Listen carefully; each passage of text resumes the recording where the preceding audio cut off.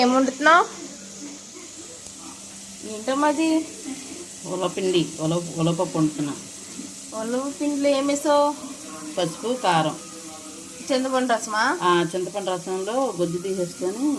చింతపండు రసం అంటేనే రసం, దాంట్లో గుజ్జు అంటావేంటి? అదే చెత్త తీసేసుకోండి. ఇది ఎస్టీస్ నార్మల్ ఆనియన్ టమాటా లాగా. ఆనియన్ టమాటా వేసుకోవాలి, తాలింపు వేసుకొని. ఇప్పుడు అది వేసి కలిపేసి వాటర్ పోసి ఉడికించుకోవడమేనా? చూపిస్తాగా, ఉండు కంగారెందుకు. దాంట్లో పోసుకోవాలా? ఇంకా పోసుకొని ఏం చేయాలి? కొంచెం ఉడికించాలా? ఉడికించాలి, ఇంకొంచెం నీళ్ళు పోయాలి, లేకపోతే చిక్కగా అయిపోయిందా? దీనివల్ల చాలా బెనిఫిట్స్ ఉంటాయి. మీరు ట్రై చేయండి, చాలా బాగుండిద్ది. పప్పు చారు, పప్పు కండ టేస్ట్ చేస్తే అసలు వదిలిపెట్టరు, అంత బాగుంటుంది. కిడ్నీస్ కూడా చాలా మంచిది, క్లీన్ చేసేస్తుంది.